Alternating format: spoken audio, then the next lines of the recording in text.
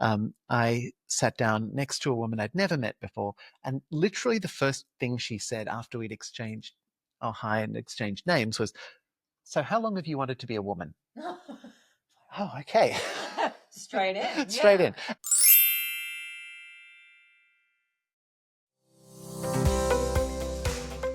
Welcome to the Enlighten podcast, the enlightened journey of life. Because we're not just here to chase enlightenment, we are here to live life, to embody all aspects of ourselves, to bring the sacred into every day. I'm your host, Jen Hamilton, self-mastery mentor, tantra guide, and sacred rebel at heart. This podcast is a devotion to the art of knowing thyself. Through solo snippets, raw musings, and deep conversations with epic guests, we explore the sacred, the sensual, and the spiritual, diving deep into self-exploration and always leaving you with something to take away. This isn't just a podcast, it's a portal to awaken, to liberate, to remember who you truly are. It is an honor to have you here. Let's get enlightened.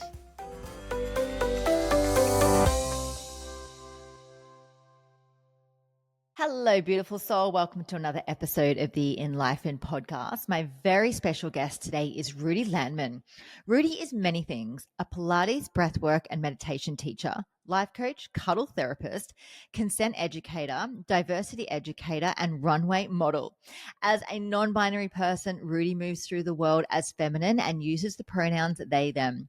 They have had the privilege of working with major brands including Camilla, Lorna Jane, Dissh, and Proud Poppy, and with many emerging Australian designers. They have walked on multiple runways in Brisbane and Sydney, including the Camilla Spring Summer 2022 launch, Ravishing Fashionistas, Rise to Runway, Australian Arts and Fashion Festival, and the Australia-Brazil Chamber of Commerce Fashion Days. In their professional practice, Rudi coaches women on getting their sparkle back when it feels like life has dulled it down. Rudi is a longtime friend of mine and a complete open book about their journey into living an authentic life. It was such a pleasure to have Rudi on this podcast. I do apologize for the audio on my mic as it wasn't the best quality at time of recording, but I know that you're going to get so much out of this episode. So without further ado, let's dive in.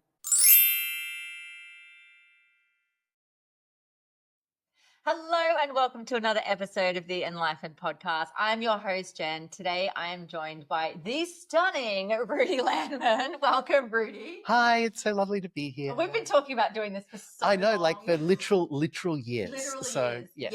Yeah. Now I've known you for so many years. I was running a gym and we both participated in a group training thing or in a program or something like that, which is where I got to know you. And I've seen quite the evolution in you. Yeah. And I want to talk about that today because you've landed in such a place of authenticity within your own self. And it has been a journey.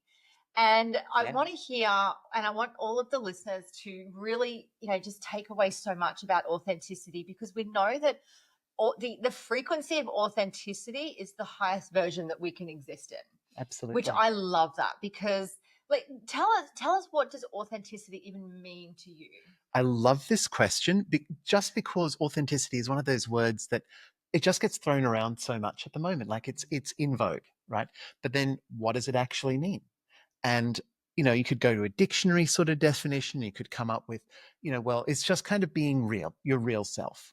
And then that opens up a whole bunch of interesting questions too, doesn't it? Like, are we just this one monolithic real self that never changes? Yeah. What about the parts of ourselves that are maybe less kind or less able to function well around other human beings? Yeah. Do we just want to expose all of that all the time? Yeah. And so clearly any understanding of authenticity has to be a lot more nuanced than that. And it can't just be, I've just got no filters. I'm just going to say anything, anytime, to anyone, and the consequences be damned. Like, wait, we can't do that. I mean, but we know some people like that, right? To some greater or lesser degree. It was funny. I think I can safely tell the story if I abstract it a little bit. But I was talking to a friend recently who has an elderly relative with fairly advanced dementia now, and they were saying, actually, this relative, they're so much more fun now.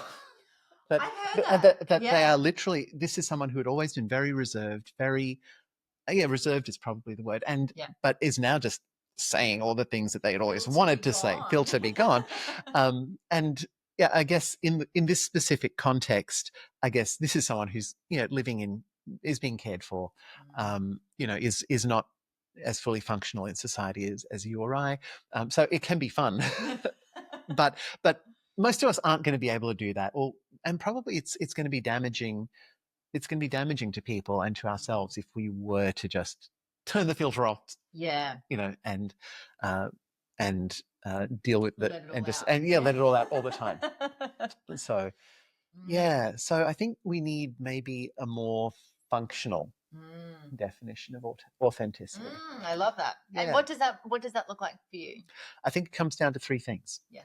I think it comes down to understanding your strengths, understanding what it is that that you contribute. What is it that you're giving to the world? What can you do? What are your talents and your gifts? And leaning into that. I think it's also having a very real sense of what brings you joy. And, again, as long as that's not hurting anybody, to pursue that joy as fully as possible. And this is really the core of an authentic life. And I think also having that sense of connection to the people around you and investing in those relationships. So these are, and these are arbitrary. These are arbitrary, of course. You can find authenticity in a number of other facets of life. But I'm saying if we have that kind of level of self-awareness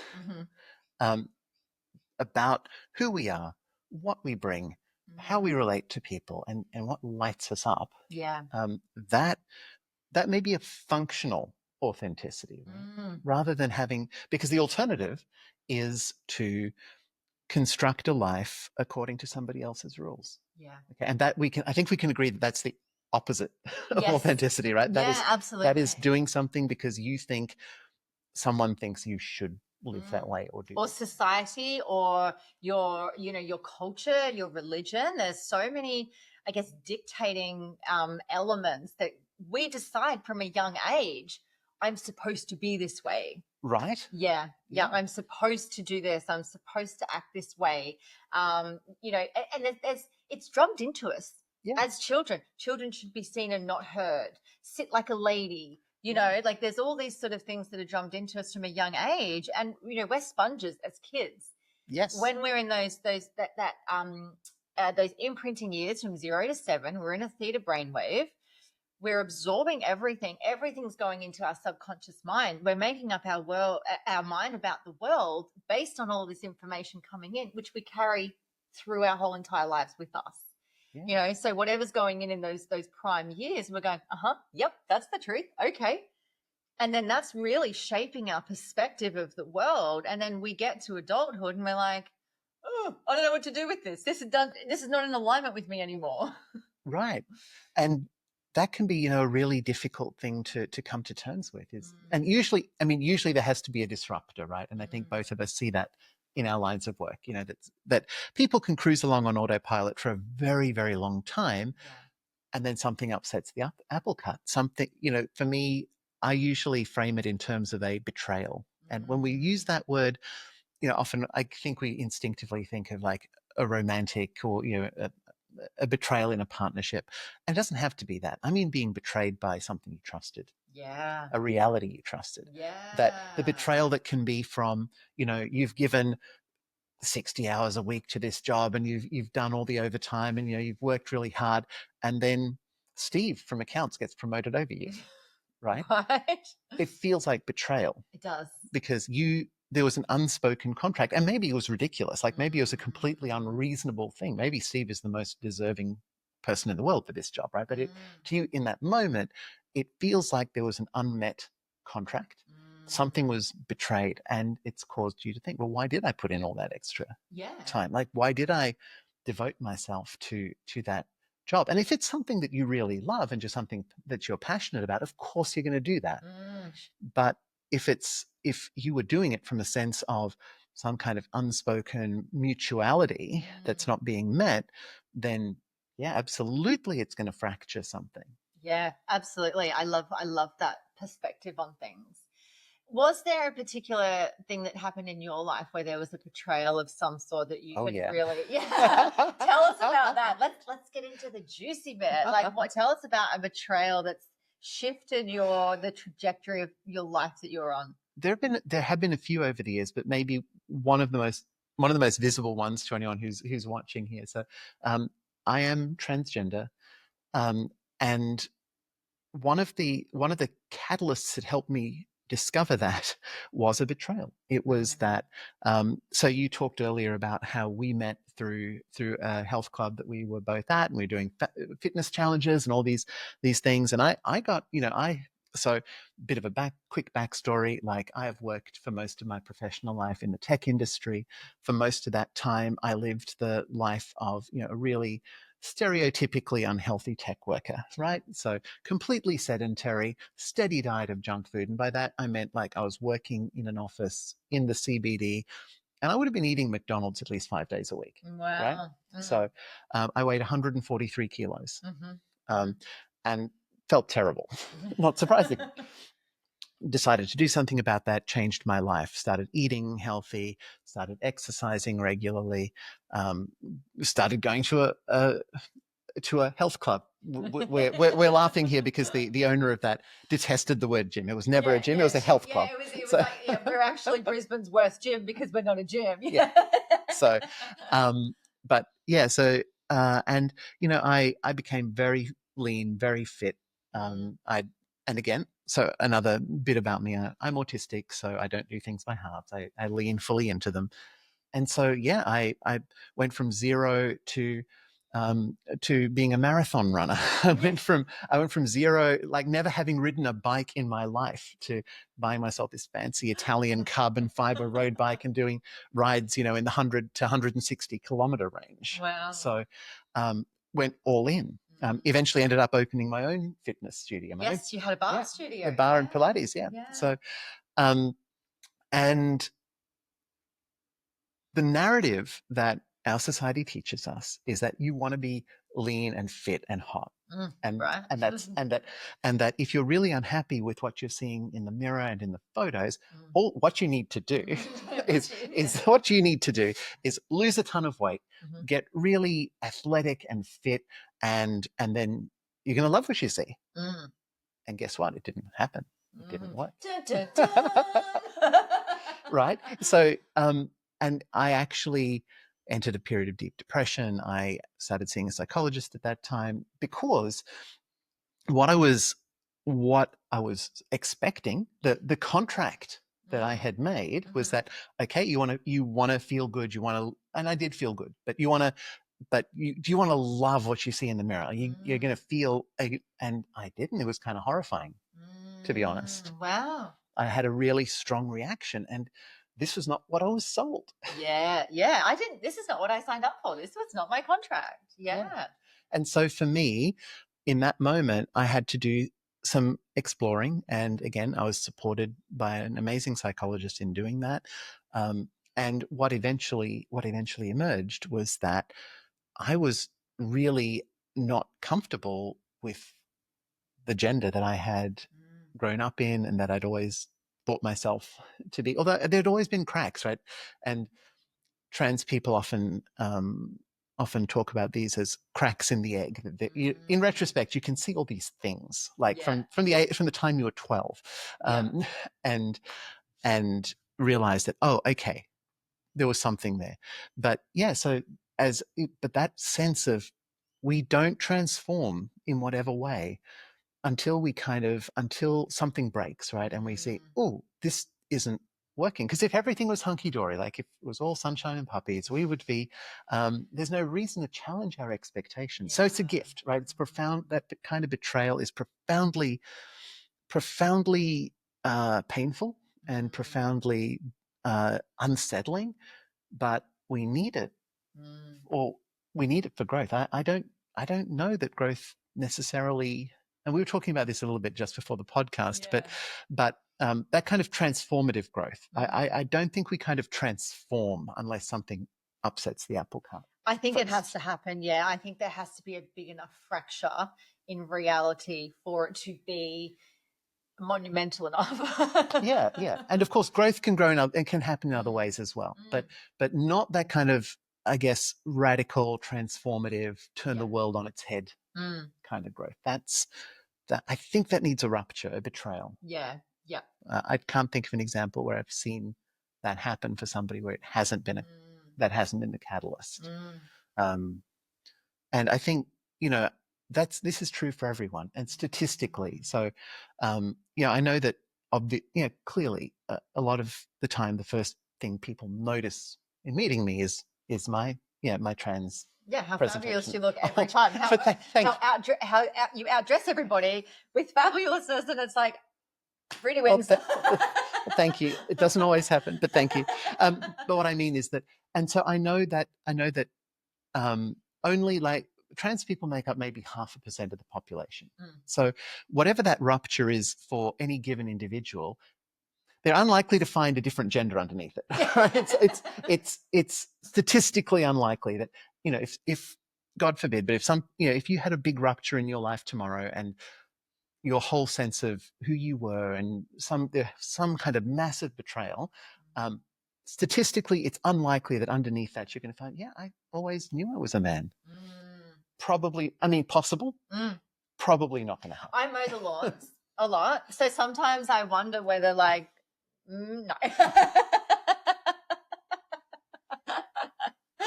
Yeah, I do the man stuff around the house, so yeah maybe I'll identify that. So I think what I hope to bring to the world is that sense of, look, rupture leads to can lead to a deeper sense of self, a revelation of something authentic inside yourself, whatever that is. This is what happened to me. This is my version of that. Is it likely that this is the path is this going to happen to you? Almost certainly not. With a very high degree of probability, not. Yeah. But what is it?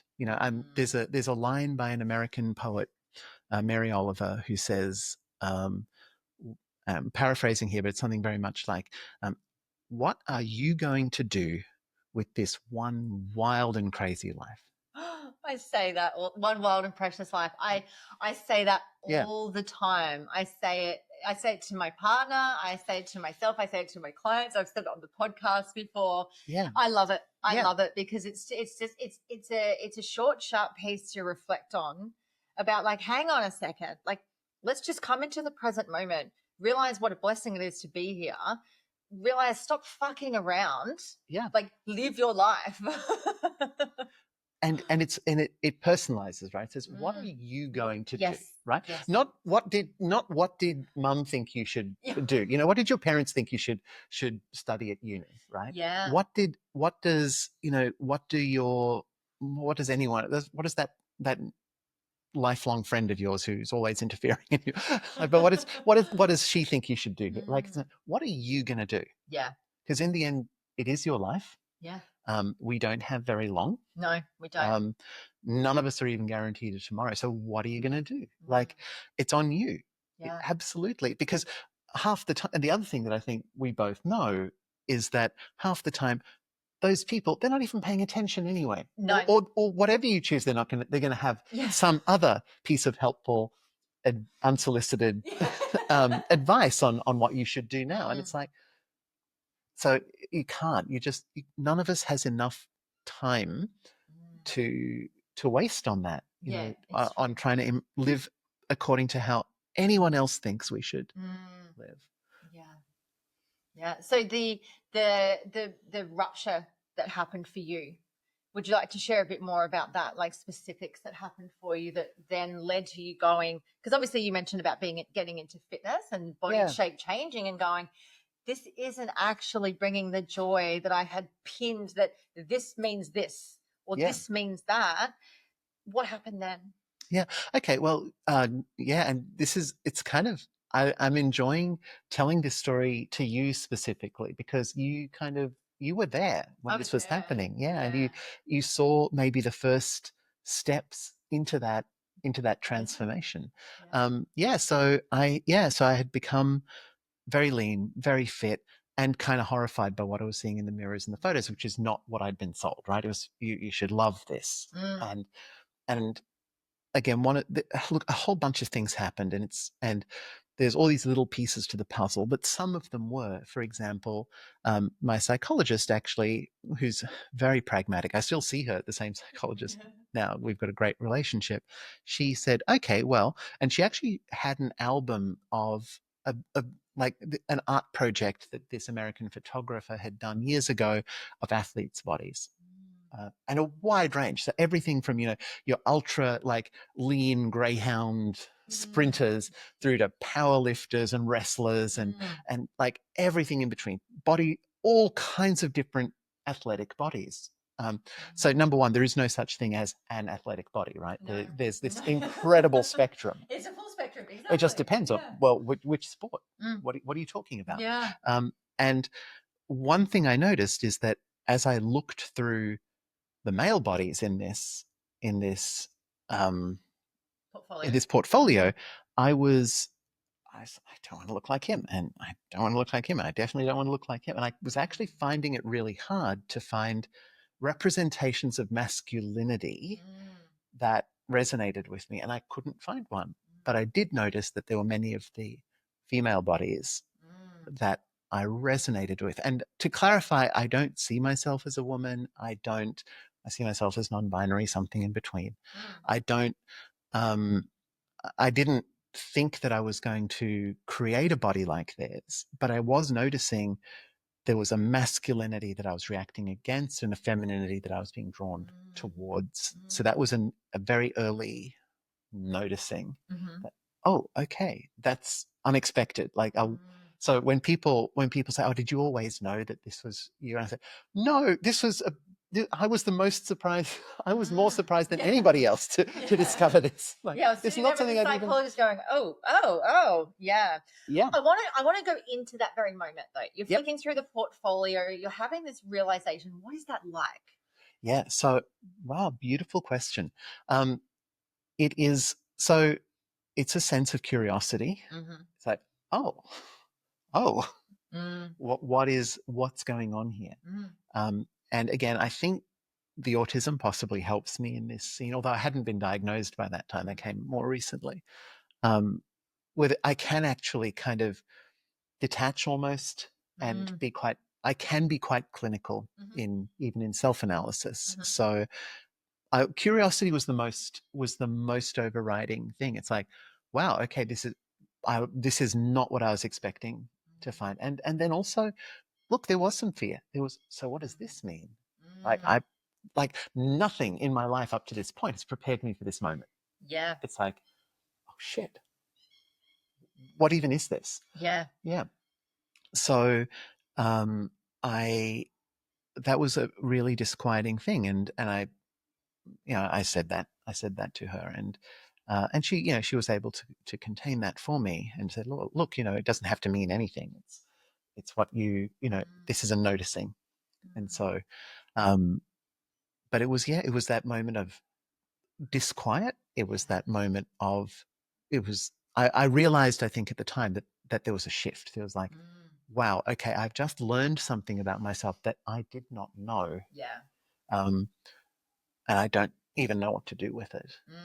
It's a big thing. I can imagine that there'd be layers of perhaps shame that might even come up going, this isn't normal. Oh, yeah. There's that. It's like, now that I know something so big, it's like an awakening. I think we all go through life with different, I've had many spiritual awakenings, sexual awakenings, all different kinds of awakenings. We're always having them. It's kind of like it's up there. This one's really up there with it is up there. This literally changes everything. Correct. Yeah. Because our society is deeply, deeply gendered. Yes. Right? In so many ways, in even ridiculous ways. So yeah, it definitely, this is one that actually can shake every every aspect of your being. I'm going to tell another little story in response to your question around what happened and what was that revelation like, because there's an interesting parallel to that I think is more has a wider implication, and that was, so I was prepared to explore, I was prepared to experiment with, okay, well, what does that mean? Like, what does it mean to show up in the world more feminine? And one key part of this, and I know you've heard this story, but it was the night that I walked past. Can we name brands here? But I walked past. We can. I walked past a Lorna Jane store one evening, and I saw this incredible pair of tights in the window, and I just wanted them. And of course, in the back of my mind is, well, but these are women. This is women's clothing. You can't wear that. But I wanted to wear that. So anyway, long story short, I bought a pair of the tights.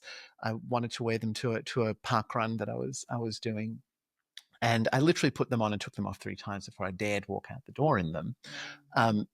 But of course, nobody cared, and that whole thing about, I was so worried about being hassled or having nasty remarks or whatever, and I'd made all of that up. Like, that was literally all in my head. Like, nobody gave a shit that I was wearing women's tights to an event. The only people who had anything to say about it at all were some of my female friends at the park run who loved them and said that I wore them well. So all of that apprehension, entirely self-inflicted wound. Always. Yep. Yeah. Yep. So so that was one important lesson out of that. And just on that, sorry, I don't know this story. I want to share. You went into the store and you said that you were buying them for your wife. I did. Yeah, because there's still that moment where you're like, I had tried to order them. I had tried to order them online, and I couldn't get them in the size. They'd sold out of that size online, so I had to go into the store. Yeah. And I said I was buying them for my wife. Yeah. Which it was what you would do to feel safe in that moment. Absolutely. Yeah. Yeah. And again, knowing now how I'm treated in stores, and especially by that brand, it was entirely made up. Yes. Like, the sales assistant could not have cared less. Yeah, she just wanted the sale. She wanted the comms for the day. She wanted to ring through to the team and be like, hey, we got another sale. It's just going on our numbers. It's not, this guy was sketchy and it looked like he wanted to buy the tights, but he stood there for his wife. It doesn't happen. No. It just could not have cared less. So again, that was same lesson. Yeah. Same lesson.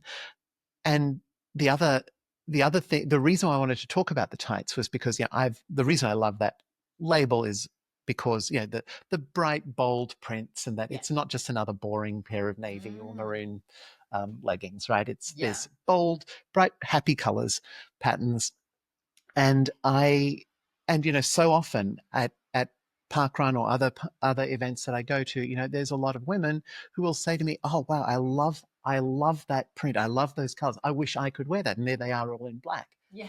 And I'm going, why can't you? Why? Exactly. And so yes, I love bright colors and bold patterns and sparkly things, and it's always at the somewhere in the back of my mind, and it's happened numerous times, and every time a woman says that to me, I always want to say, honey, if I can wear it, so can so can you, right? Yeah, you are a walking permission slip in so many ways. In so many ways, not just in the space of color and fashion, but authenticity, showing up, vulnerability, like all of the things, like let it be known, like this is what you represent in the world. Thank you. And that's what I hope, because again, like I say, whatever that authenticity means to you, whatever your truth is that you aren't feeling judged about or held back by, I hope that it's not going to look like mine, or it's unlikely to look like mine. But for God's sake, do you? Right? Yeah. Do you? Yeah. Because if I can show up like this and paint a huge target on myself, because that's unfortunately where we are right now. That right now, trans and gender non-conforming people are, are the people who are still fair game to ridicule or impinge on our rights. I guess for trans and non-binary, it's like your fresh meat to society. There's a lot of people that are sort of stepping into this, this authentic way of being, or understanding and learning that it's okay and it's safe to be in the fullest expression of yourself. It might not conform to what, it has been for a period of time. And I think we'll talk more about that shortly, about some of the, I guess, the shade and bits and pieces that gets thrown and what all of that means. But I think, if we look at, like, if we go back, if we rewind 20 years, it was homosexuality. Right. This is the crazy thing. And now gay people are like, take it, trans, like, all yours. And unfortunately, there are some parts of the gay community where that's like literally true.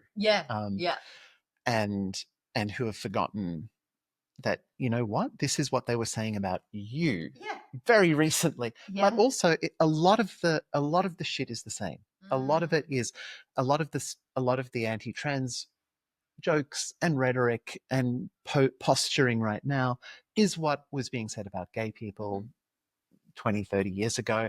And, it's roughly the same sorts of things that have been said about all kinds of different minorities over time. So it just the target changes. It's the same tired shit.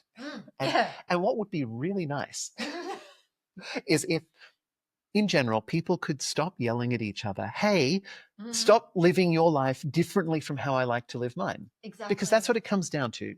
Most of it. Most of it is that. It's just like, it would even be more functional for you to just say, oh, that's a bit weird, and get on with your day. Move on. Exactly. Move on. Move on. Yeah. How did people decide to make it about them? Your decisions, they make it about them. And because I guess it is against the grain, it is against the norm for some people, and they haven't been exposed to it. I guess, and I would say that you are the most non-threatening person I know, yet they feel so threatened. Would you say threatened's the right word? Or they feel it's like for some uncomfortability. Well, definitely discomfort, but discomfort is human, right? And it is part of our neurology. And I certainly do not pretend that I'm any different either. Like, it is natural and normal for us to feel a bit weirded out when we encounter something for the first time, something new, and something that, because, I think as we grow into adulthood, and this is even to your point earlier, we kind of build up a sense, well, it's mostly given to us, but we build up a sense of how the world works. We've got a general idea, and then something comes along and disrupts it. And it's like, okay, well, that kind of that's not how the world works. That's not how it's supposed to be. But so my sense of the world that was developed, 20 or 30 or longer years ago, that's correct. And this person is weird and threatening. Yes, they are wrong. They're wrong. Yeah. They're wrong. It is. And that can be one possible, very human response to encountering somebody living a way that seems different to you. I want to go a little bit sideways with this. Sure. Because I also understand the perspective that some people have that in all things, some things can be taken too far. Let's call a spade a spade. There's now education starting in schools around inclusivity, which is all well and good. But then there's also some movements that give children the rights to start to go down a path of changing gender, are we calling it changing gender, or exploring what that is without parental consent, and schools doing that. Can we speak into that? Sure. Because I feel as though this breeds fear. Like it's almost like we're going to lose control of our children, or they're going to be able to do things behind our back. And maybe there's a section of government that's going, yes, we stand for that. And everyone's going, no, this won't happen. So there's this conflict that's created by something I don't actually think has a lot of truth to it. I think there's a lot of blown out of proportion. So can you speak into this? Like, what do you know about this? Because I really want to bring that forward. This episode of the Enlifen podcast is proudly sponsored by the Sanctuary of Self, your portal to self-discovery and creating a sanctuary within. At the Sanctuary of Self, our philosophy is rooted in the belief that true transformation begins with knowing yourself deeply. Here you will find my signature programs. It's the home of all of my Tantra offerings, including in-person sessions in Brisbane, workshops and trainings all around Australia. I invite you to start with the Flourish Collective membership, a nurturing sanctuary for personal growth and transformation. This membership offers a greenhouse of resources, including workbooks, meditations, and soulful self-paced practices designed to help you cultivate alignment, purpose, and self-love. At only $44 per month with no lock-in contract, you can access an abundance of resources, videos, ebooks, meditations, and workshops with new content added monthly. Head to sanctuaryofself.love for all the juicy details. Yeah, absolutely. So I think that was a beautiful way of putting it, Jen. I think that a lot of the time, a lot of this attention grabbing stuff and a lot of the stuff that gets shared as memes on Facebook, let's be frank, is ill-informed, or it has taken something that is either completely untrue or is taken completely out of context. So, for example, there is a persistent urban legend about, oh, well, at my cousin's friend's sister's school, there were these girls who were pretending to be cats and they were insisting that they had litter boxes put into the girls' bathrooms, right? This has done the rounds across multiple countries, across a couple of decades now. And it still gets reshared and it still gets traction every time it's reshared.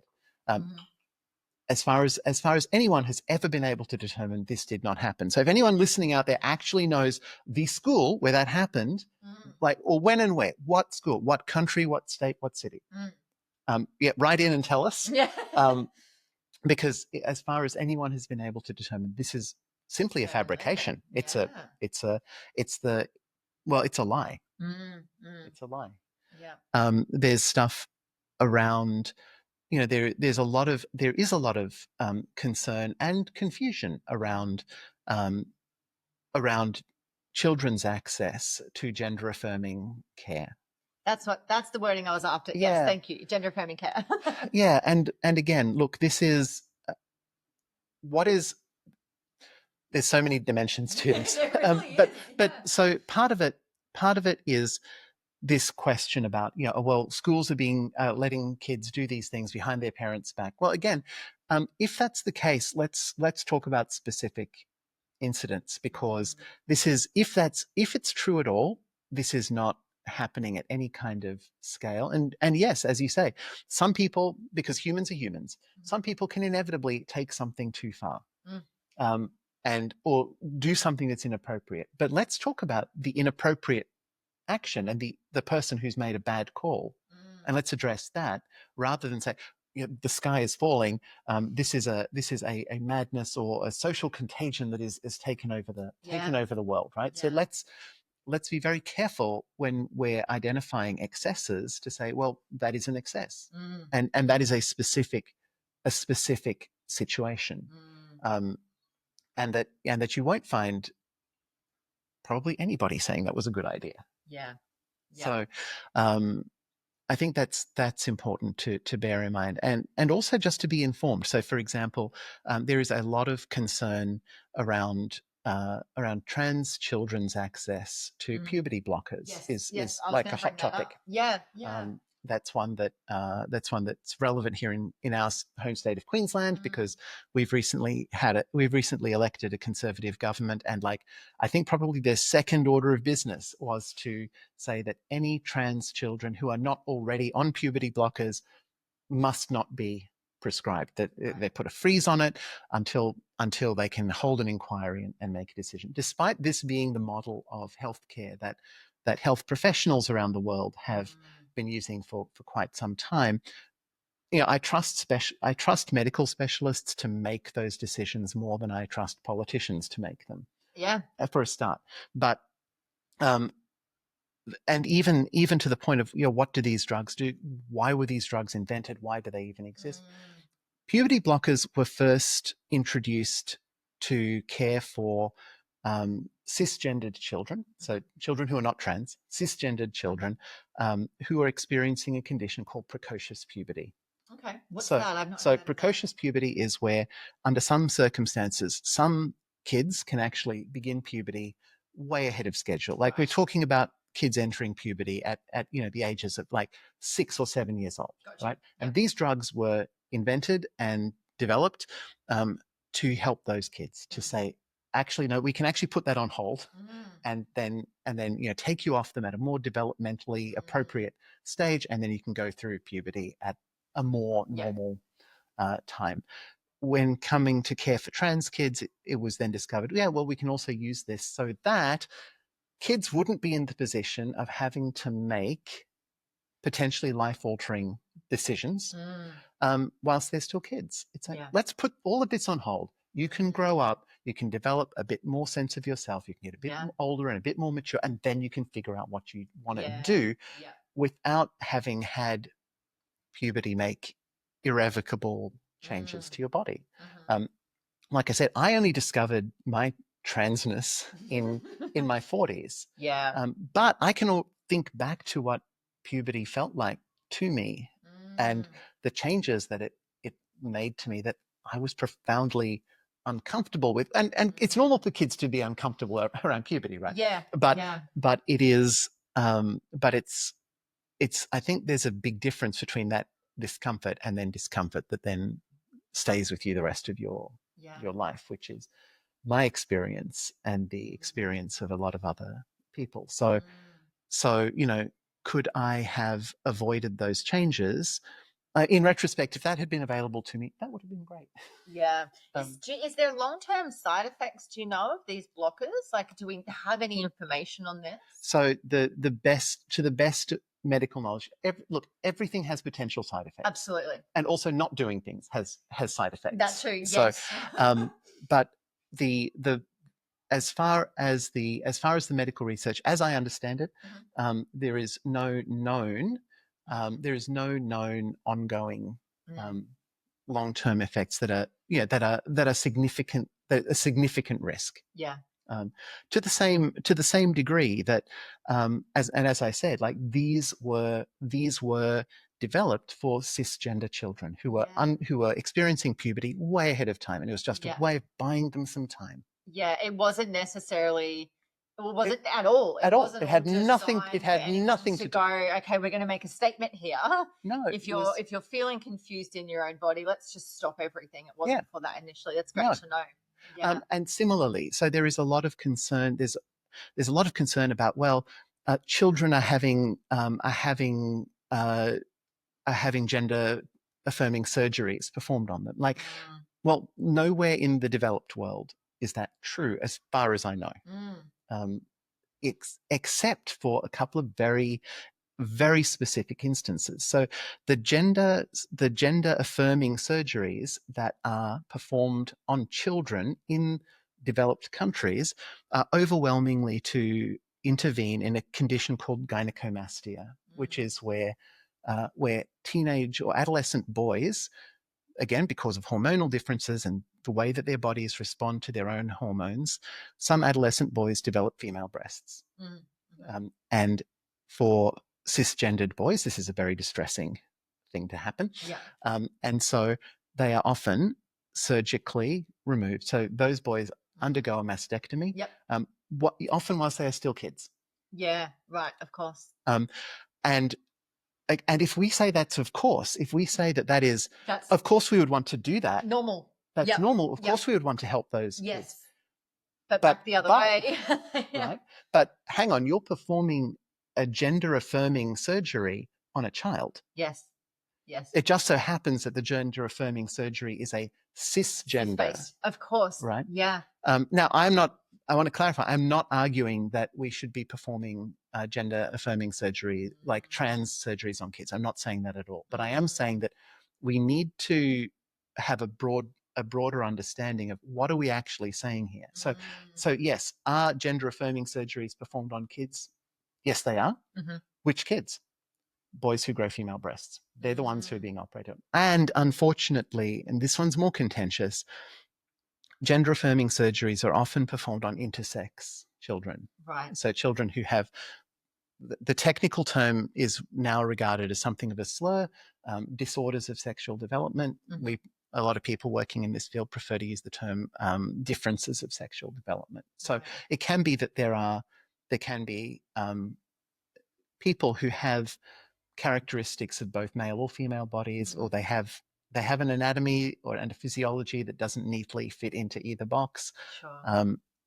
That up till quite recently, children who were born with those differences were often routinely operated on, even as infants, to make their bodies conform to an external norm. Now it's more common to let them develop up to a point where they can make an informed decision for themselves, which I think is a better, just a better approach. Absolutely. But yeah, so these are the other kids. So is this what we're, and I would say, yeah, let's be concerned about that. Let's be concerned about operating on kids to make them conform to an arbitrary norm that they are not able to understand or consent to. Yeah, absolutely. Yeah. It's there's so much misconception in this space, and I really appreciate, because I've learned a lot just in this part of our conversation, because we hear something again that we're fearing because we're unfamiliar with it, or it's a rumor. Right. We hear a lot of rumors, and sure enough, there might be, like you said, some kids that do experience this. So I'm assuming it's not just handed out like they're lollies or anything. It's not children going behind their parents' back to have gender affirming surgery without parents' consent. You just would think that we're not there. So, when it comes to these questions, when it comes to the medical care of trans youth and kids, my personal perspective on this is something between the child, their parents, and their doctors. Yeah. And if you're not one of those three people, I don't think you get a say here. I think you should maybe mind your own business. Yeah, no, and I love that, because it's so true, and it's like anyone with a medical team. It's like you break an arm, for example, on the football field. Well, not everyone makes a meme about it on Facebook and says, well, you shouldn't have put it in a cast like that. Well, although I know that some of the circles that we both move in, people do, right? So, have you tried black salt? Yeah. Have you tried hypnotherapy? Yeah. Sure. Yes, yeah, absolutely. And so I think you're absolutely right. I always one of my favorite things that I actually learned this through my Tantra training and esoteric studies, is always asking the question, to what purpose does this serve? And so my interest in, other people's business just for the sake of it, for the sake of knowing, what purpose does it serve? You're right. It's none of our business. It's between, the child, the family, the medical team, that group of people. I think beyond, anyone, they're entitled to their privacy through this. As with anything medically, it's the same as unsolicited advice when you're pregnant. Right. And there's a lot of that. You have a belly that can be physically seen. Oh, have you tried this? Oh, have you done this? Oh, are you doing this? Oh, can I touch it? Do you know what I mean? Yeah. It's like when there's something like physical to see, it's like, oh, we can talk about it, but you just don't know what's going on the inside for someone. You just don't know what they're experiencing. And I think it's the same as anyone moving through gender confusion or transgender, fluid gender, non-binary, all of the things. You just don't know what's going on for them. Yeah. Just stay out of it. Right. Yeah. And I know that you're more than happy to talk about these things too. You're very open about this. The autism helps. Yeah. Compartmentalization 101. Absolutely. What's the general response, the way you show up in the world these days? You're absolutely fabulous. Let's just let it be known. We've probably said this in the bio already, but runway model, for Camilla, you've walked some stages, right? You've done some pretty amazing things in your authentic self, which the former version of Rudi didn't even know existed at one Correct. point. And Yeah. then when you expanded into your authenticity, all of these things opened up. However, generally, like, how do people generally perceive you? Because when we spoke about being at the health club, Yes. you were the guy in the tights, and I was like, okay, cool. He just likes tights. And then it was like, oh, Rudy's got painted nails. Oh, Rudy's had his eyelashes done. I think Rudy's now a they, you know. And it was like it was this evolution of you opening yourself up to this new experience of yourself, which watching the journey, like there was no judgment. It was like, oh, okay. Thank you. And that's such a beautiful reflection. I'm really grateful to hear that this afternoon because of course we can't see ourselves, right? And yes, at that time, which you were witnessing, I was just trying. You were showing up in a suit from work. Right. You had button up shirts and you were and then you got changed ready for gym and it's like, oh, okay, whatever. You know, it was and there was this evolution and I was trying stuff and like every bit of feminine gender expression that I tried just felt, oh, this feels good. This is how I want to show up in the world. This is how I want to be in the world. And so everything that I tried just felt more and more authentic, felt more and more real. Yeah. And I guess if there's a more general lesson to draw from that, it is about experiment. Have fun experimenting. Don't be afraid to experiment. Like none of those things that I did were, any kind of lasting change. If I discovered, I just don't like having my nails this way. Yeah. I didn't have to do that anymore. Yeah. I don't like having extensions in my lashes. Yeah. I don't have to do that anymore. And so we could try, there's a very low cost to trying things. Yeah. But you may discover something about yourself. And so another thing that the owner of that club, something that she used to say a lot that has always stuck with me is that what other people think of me is none of my business. And I try to live by that. I don't care. Like, if people give me unsolicited feedback on what they think of me, or then, that can be a different thing. And again, even if that is overwhelmingly positive. Like I've got such a supportive group of people around me. Do I experience online trolling? Yes, absolutely I do. But even then, I try to meet it. My best self meets it in a place of compassion. Okay, this is somebody encountering something that has upset their world or has challenged a worldview and they're reacting to it. Okay, so I try not to take it personally. I have this bubble of love around me, as I call it, where a lot of that stuff just slides off anyway, because I know that I'm surrounded by loving people. So I will try to respond from a place of connection and education. And even if it's somebody, I will also use it for education sometimes, or for more general education. So if somebody has left a nasty remark, and you've seen me do this, I'll post it up. I'll anonymize it because it's not about the person. It's not about shaming anybody or dogpiling anybody. Some people say you should name and shame. No, that's not what I'm about. No, it's nothing to do with that. I don't want to nobody has ever become a more loving or tolerant person because people were yelling at them. That just doesn't. Absolutely, that's not going to work, right? So that's not a useful strategy.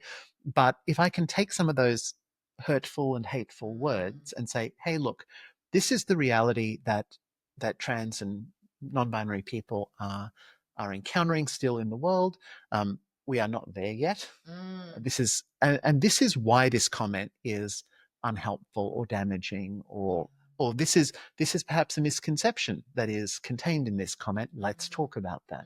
So I try to use it for a higher purpose.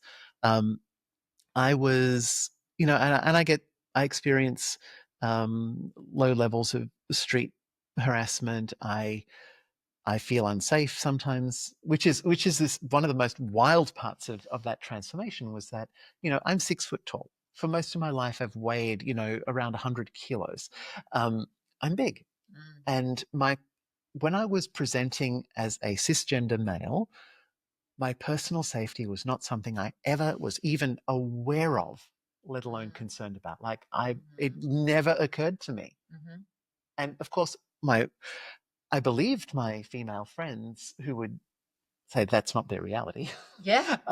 But to actually hearing something and believing it is also substantially different from living it. And so, yeah, actually experiencing that fear when you're on the street and it's nighttime and there's a group of because it's usually a group of young men, right? Because Generally, it's yeah. the Like they're very brave. Yeah. So and there is a group of young men coming in the opposite direction, and that pang of fear. Okay, I won't make eye contact. Okay, I'll just make sure that I give them a lot of space, or I'm going to cross the street at this point. And that level of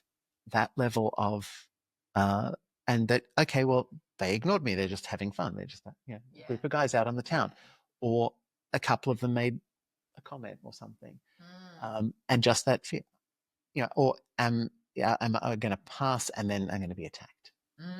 And that's never happened. Statistically speaking, it's likely that one day it will. Isn't it? That's daunting to know that, isn't it? And I understand that because as a female, yes, I know what it's like. Like I literally went for a walk around the area about a week or so ago, had the dog with me. I was walking up a hill and I could hear someone behind me, and it was daylight. Like it was getting a bit darker, but it was still daylight. The first thing that runs through my head is check your I was right near bushland. Check your surroundings. And then it was like, oh God, I'm not armed. That's the first thing that comes to my head, because statistically speaking, women are quite unsafe. And I'm not tarnishing all men. No. There's a saying, it's not all men, but it's always a man. Yes. And it's not all men, but how the hell do you tell the difference? Exactly that. Because, and Cass, my partner, and I, we have very different views on this, because he's the type of man that I'll call him a good man. He's a good man that means well, always looking out for women, like holds them in the most highest regard. And I have to remind him sometimes, you're not like all men. I've been for walks at night before where I have felt unsafe, and I've had to go, what are my options here? Like, what have I got on me potentially? Do I need to run? Do I need to scream? This is something that as women, this is a frequent thing for us. Yes. Even just being, where was I yesterday? Oh, I was out with a particular client of mine, and there was this older man, and he was just staring very uncomfortably at me, just so uncomfortably. Like I made sure I held eye contact back with a really blank face to be like, can I help you? Right? I can see you. I know that face. Yeah. Can I help? Like, you hold the stare for a little bit longer. Now, you know me, I'm quite the confident woman, right? I can hold myself pretty well. Obviously, like this, there was nothing happened with this guy. I was in a very public place, and that was fine. First of all, it was just uncomfortable, right? But I'm not a big person. Do you know what I mean? And I know a few self-defense moves. Even statistically speaking, I'm on the losing end of something happening, and it has to be something that we keep in mind. And as women, I can guarantee, I don't know what the statistics are, but I guarantee you every single woman on this earth has experienced something, that's made her uncomfortable, been attacked, been traumatized. And let's not sort of go too deep down there. Yeah. Do you feel as though, say for example, you're walking past a group of people and that you're a bit worried about that? Is there this like inner former masculine that's like, okay, but if you cast your mind back, that was never me anyway. This is true. This is true. Even as a cis presenting, like masculine presenting man, I was always just a soft teddy bear. You were. So it was just never. I mean, that was like and so no is the short answer. Yeah. But I also didn't feel the fear that I feel now. Yes, that's very true. Yeah. So that's the difference. It's not so much that I don't have any fighting moves to. I mean, when you're saying you've got a few, a little bit of self-defense, so that's you know more self-defense than I do. you're more able to, and probably more willing to engage in fisticuffs than me. So yeah, that has been a profound difference to how I move through the world. And big surprises. Yeah. How have most people, like, I know that you are a Brisbane socialite. You are the butterfly of all of the places. I try. Every event that I've been to, you are there, and I get to connect with you. Or you've been like, Jen, come to this. Jen, I'm going to this. And there's like photos on Facebook. You are everywhere. You're colourful. There's always people around you. How do people sort of generally take you? Do women just sort of flock to you because they're like, you are fabulous? Look, I wouldn't put it that way, but no, look, I think I have found, look, there's definitely there are people who are curious, and some very and so there's, I guess, the curious and confident who will strike up a conversation. And look, I do encourage this. I talk about compassionate curiosity as actually being a virtue. It's and of course I see it that way because it's one of my values. But I literally, at one fashion lunch, because whenever they say, hey, who do you want to sit next to, I always write surprise me, because I love meeting new people. I love that. Anyway, so I was one of these fashion lunches I was going to. It was a Camilla lunch. I sat down next to a woman I'd never met before, and literally the first thing she said after we'd exchanged hi and exchanged names was, "So how long have you wanted to be a woman?" Oh, okay. Straight in. Straight in. And then I had, I said, we can do it this way. So, and fortunately, I'm comfortable enough in myself and confident enough in myself to say, look, I don't see it that way. And we could have that conversation.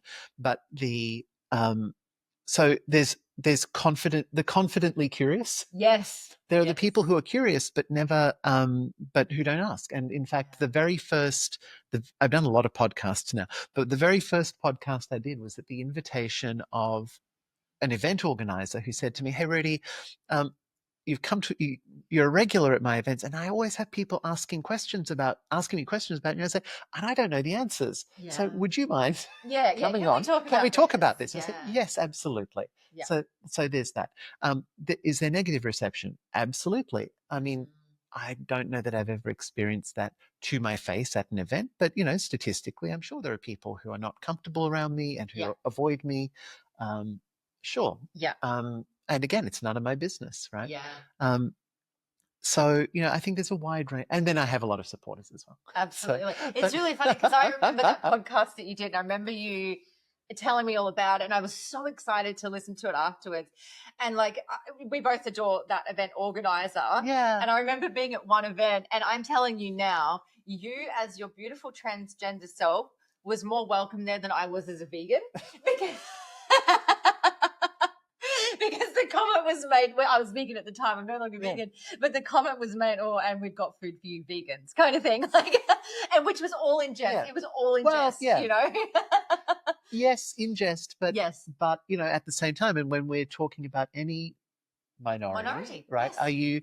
Are you punching up? Or are you punching down? Yeah. And I know that I know that there would have been no malice intended, but what if you're that vegan or trans person or whatever, or that Muslim or person or whatever, and you are, and it's like, oh, this joke again. Oh, as vegan, I was like, oh, do you think that's the first time I've heard that? Yeah. And you get used to it. You build a thick skin to it. Yeah. And it's just like, okay, but maybe we shouldn't be doing this to people. Is my point. Exactly, even if it is in jest, even if but are you laughing with the person or at the person? Are you punching? Are you punching up? Or are you punching down? Exactly. I think humor is a really powerful tool, a really powerful weapon, and we should be directing ridicule where it's at when we're punching up. Yes, and we should, absolutely. To the powers that be. Yeah. That we can use humor to take away some of their power. Should we use humor punching down at a group of people we're not even part of? Yeah, maybe not. Maybe that's not optimal. Yeah. Even no matter how well understood as well. Intended. Everyone's got their views, their opinions, their perceptions of all things. But as you say, inviting in compassion into that is where people are going to feel like people want to go to things where they feel safe, safe, seen, and supported. Yes. They'll keep going back Yes. to those, Yes. because it's like, oh, I actually felt included.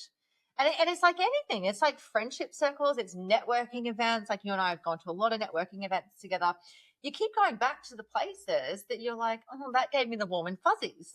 Right. You know? And this is why, even because I do consulting work around LGBTQIA plus inclusion, and I really want to move us past this offense culture. I really want to get people thinking about, oh, I'm afraid of offending anybody, or I'm afraid of saying this is offensive. Can I put this on my website? And I go, well, let's look, it's really natural and it's beautiful to worry about offending people. Okay. But it really doesn't get us very far, because people can be offended by literally anything. Right? So if you're worried about offending people, I suggest go to your local community Facebook group, whatever that is for your community, and have a look at the stuff people are offended by. Who owns that? Who owns that Hyundai that is parked in such and such a place? They're always there, and they shouldn't be. Yeah. Everyone's going to be in their body about something. Right? Yeah. Or one of the groups I'm in, people are hanging their high vis on their apartment balconies. Sure. Like I wish I had enough capacity and time in my life to care about other people's. The extent of what I had to worry about in my life. Like Would you agree? I could not care less what your laundry looks like. If I had the time to worry about someone's high vis on their balcony and that was the extent of my problems, I'd be fine. Right. And so let's stop thinking about offense, because that doesn't. That's pretty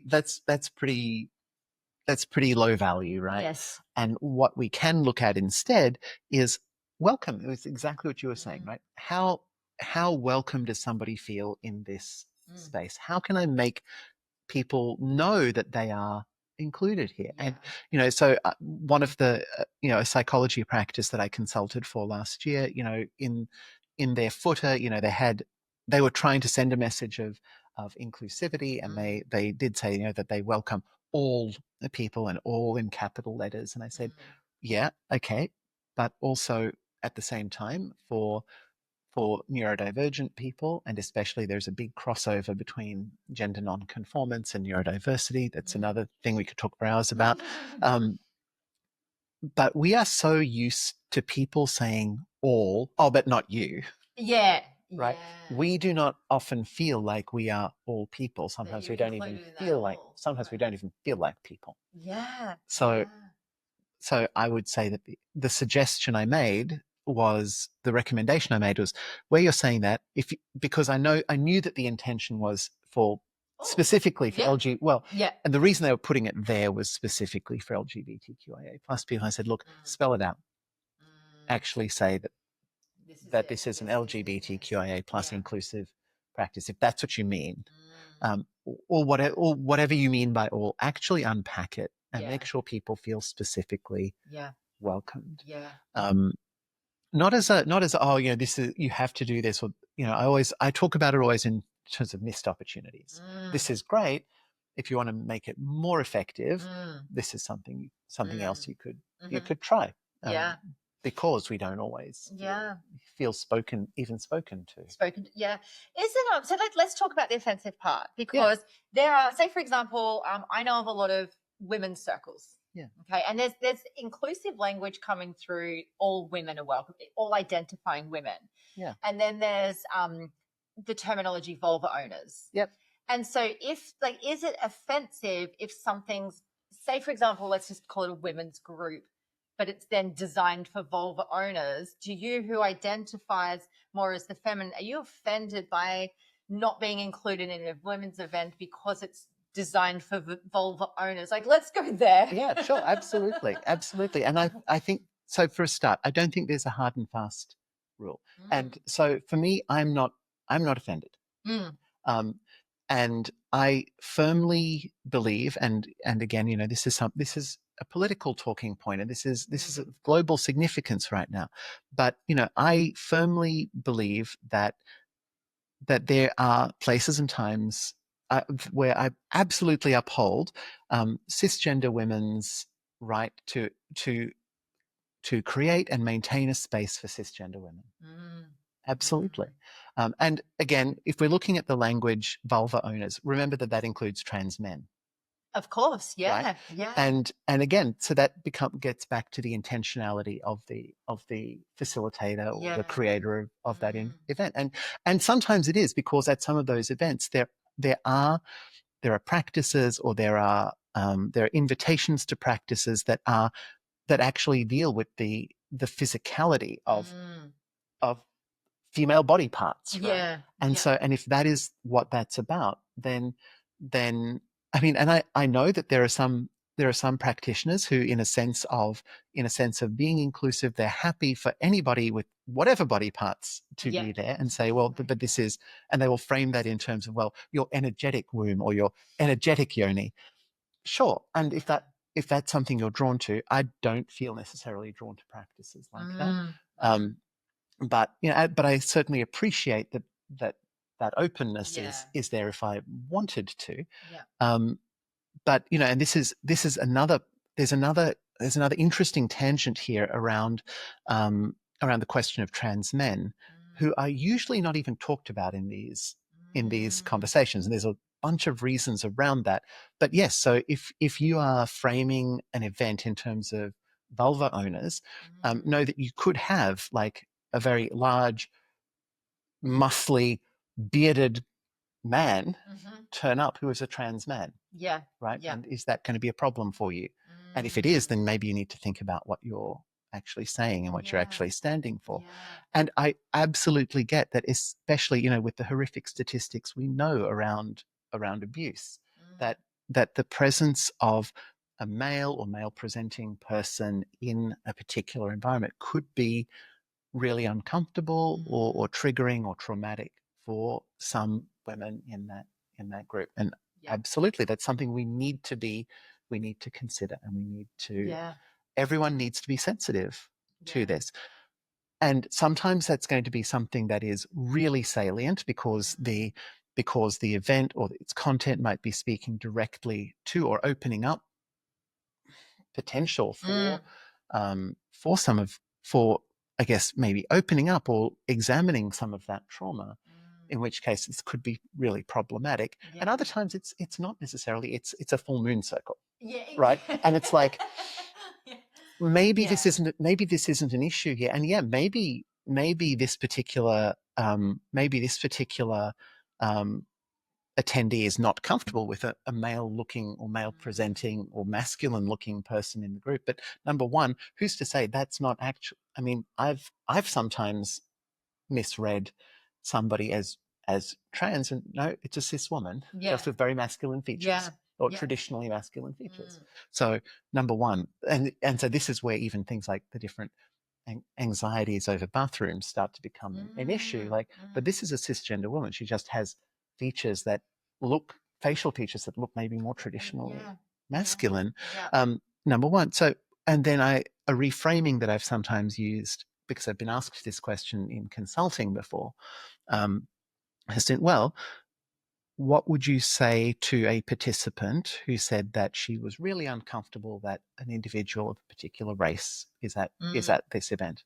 Because that was triggering for her because of something that had happened. Yeah. What would you say to her? That, oh yeah, okay, well, we'll make sure that we don't have any people of that race at this event. Nobody is going to say that. No. Exactly. It's like, okay, well, and also as facilitators, we know we cannot create a safe space for anybody. We can have practices and policies in place that create safer spaces or are more likely to, but at the end of the day, there comes a point at which people have to be responsible for their own safe within themselves sense of safety. And if it's up front and we know, this is, and if you're saying on the event description, this is open to all women and femme identified people, and somebody chooses to come and then is confronted by or upset by or not comfortable with the fact that there is a trans person at the event, I mean, well, this is what you came to, right? Yes, this is exactly that. So, but and I do still want to affirm that there are, yeah, absolutely. If a practitioner or a facilitator thinks this and has, that, there is something about this event that means that this is really for cisgendered women, not even even trans men, people who have maybe have a lived experience as a woman, but they have left that behind in their life at some point. This one's not for you. Yeah, the specific content isn't aligned There's something with there. that. Yeah. Absolutely. I'm, so, there's a lot of hysteria around, well, it's always about trans women. It's never about trans men, but trans women are trying to displace real women's place in society or invade female spaces or whatever. So yeah, that's a legitimate concern. Yeah. Women have fought really hard to develop and maintain safe spaces, and there's not a lot of them. Yeah. Not a lot of these spaces in our society. I absolutely affirm the right to defend those spaces. And for me, number one, I just don't want that kind of drama. I will never be somewhere that I don't.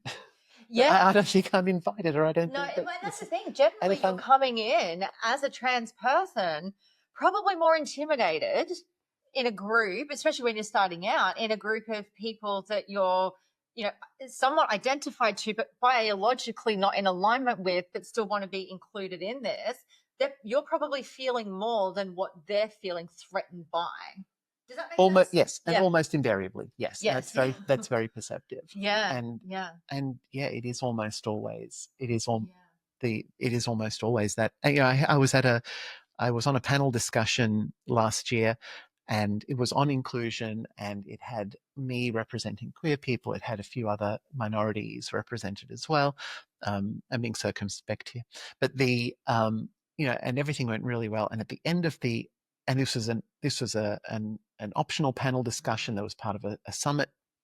And at the end of it, we had a great discussion. At the end of it, a cisgender, straight presenting white man came up to the panel of different minorities and said, his feedback was, well, I was made to feel I was the problem.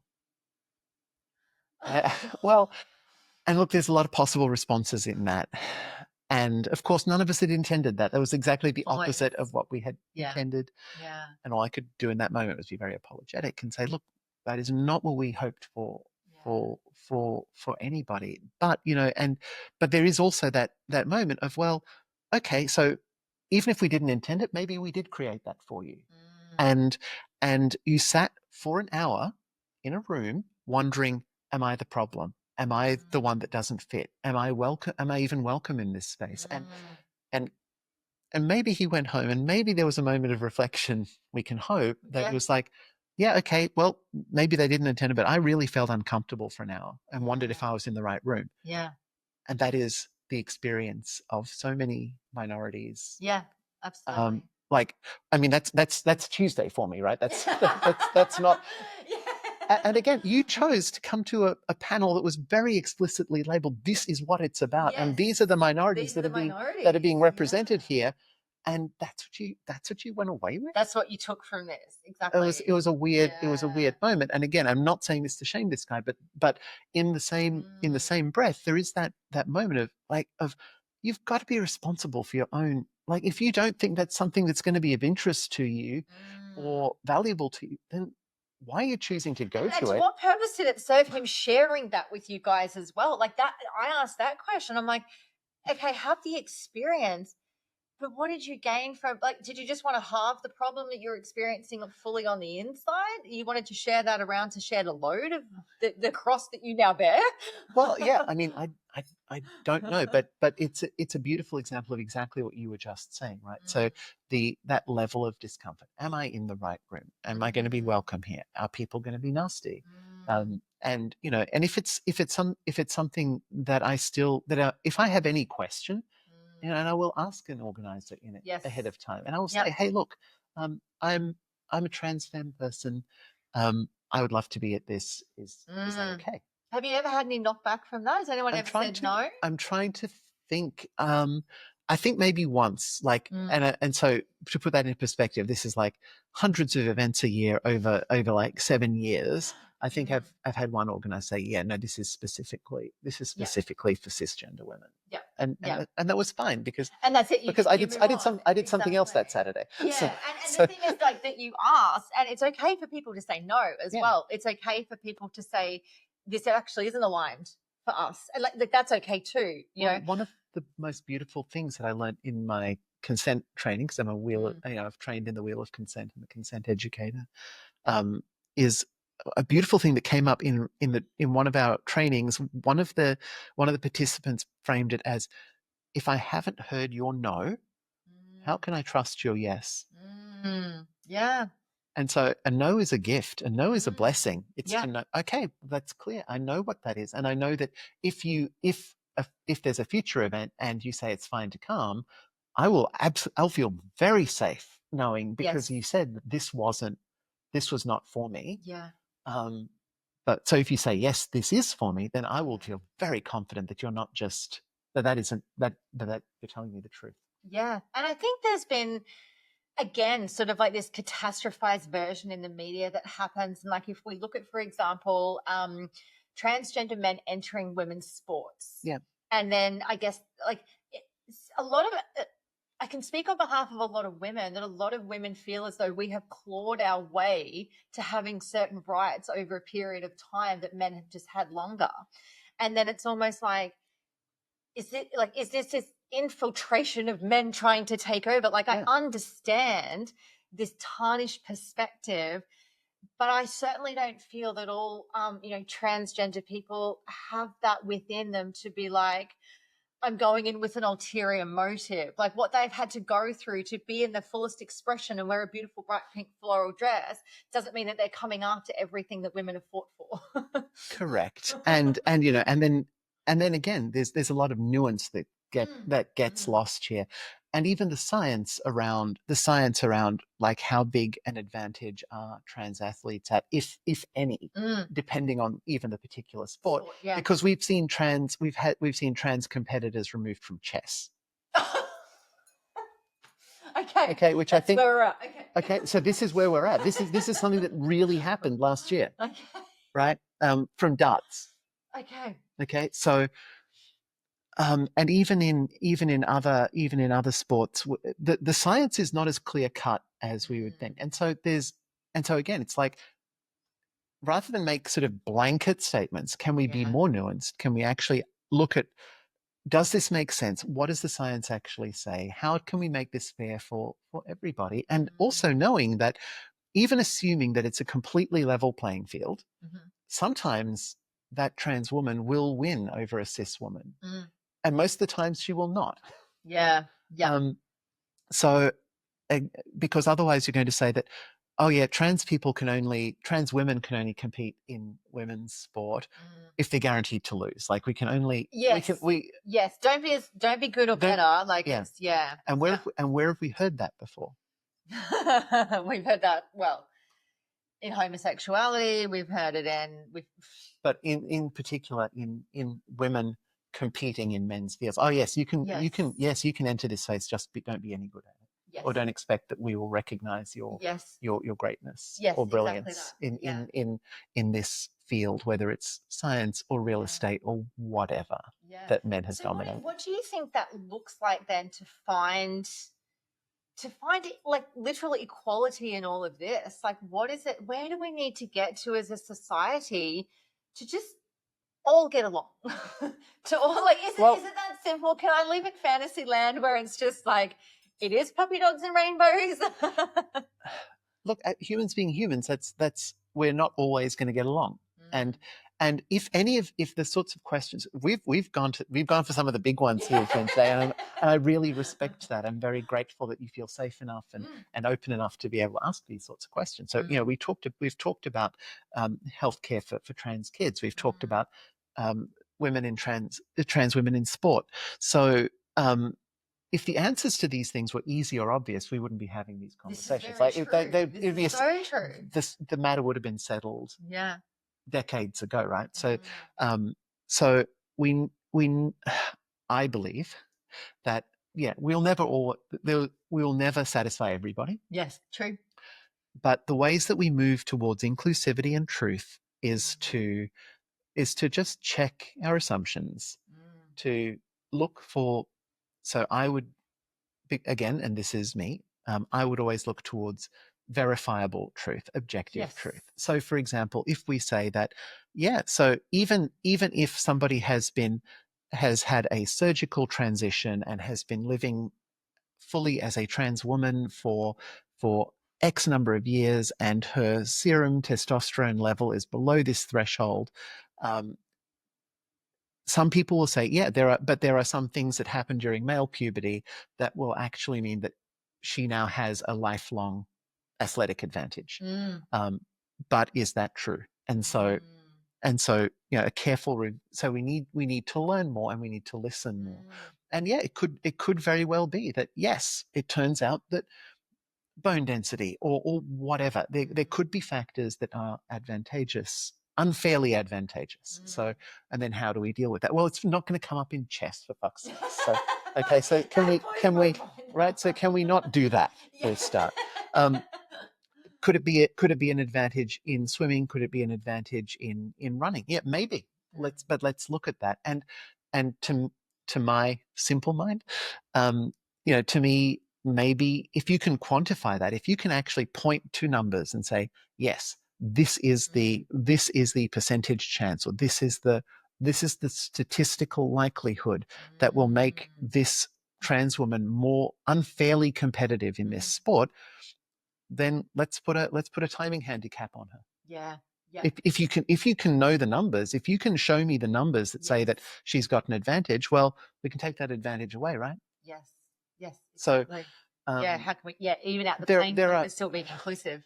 Yeah. There are other tools available. I don't know whether that's practical. I don't know whether that's right, but I'm just saying we have to be open to challenging our own assumptions and learning more. Like if somebody were to come, if somebody again comes back on the, just like if somebody can tell us who the cat, what cat girl school was, please do. And if there is unambiguous, like quantifiable medical advice about the advantage in a particular sport, then I'm well prepared to be corrected on it. I know that there's evidence both ways, and usually if there's evidence both ways, it means that if there's an effect at all, it's a small effect. Yeah, right. Otherwise, again, you wouldn't have contradictory evidence. Like it would be clear. Yes, exactly but that. It's not clear. Yeah. So that tends to mean either no effect or a small effect. But again, the more we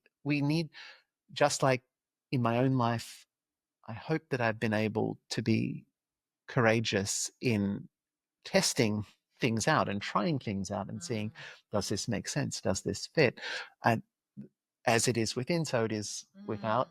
And, I think as a society, we also need to be willing to sometimes take the chance and just say, okay, well, is there a different way to do this? Does a timing handicap make sense? Yeah.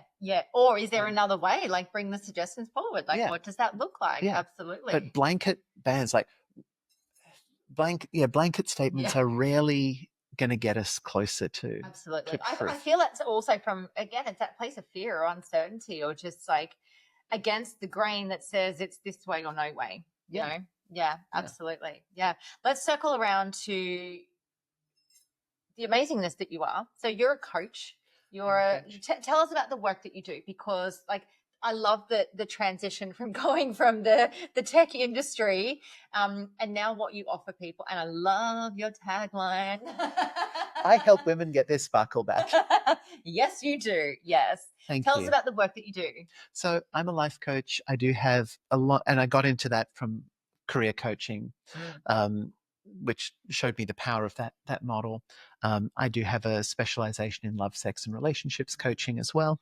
And again, for me, it's that beautiful tipping point where somebody has had something that has disrupted her life, and made her question, and that moment of,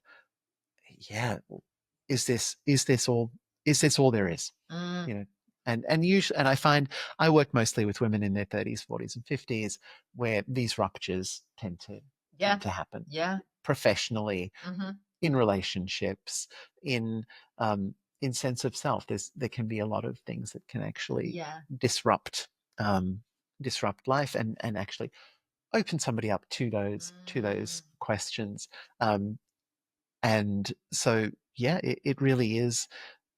My own life, my own journey has also been informed by a lot of loss and grief, which is what has given me this sense that we do not have time. No. Yeah. And so what I really hate to see is that metaphor of the woman in black tights who would really love to be wearing the pretty bright floral tights, if that's her thing, and saying, you've got to do this because you don't get a do-over. This is it. Whatever happens afterwards, this is this life. Yes. And so that's what I love to help facilitate. That's what I love to help question. And again, being a coach, I believe, is just about asking the right questions. Amazing. And we're not advice givers. We're not going to tell anybody how to live their lives. No. And so it's such a powerful tool.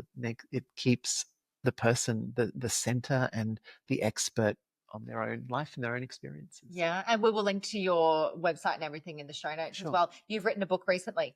I contributed to a book. That was kind.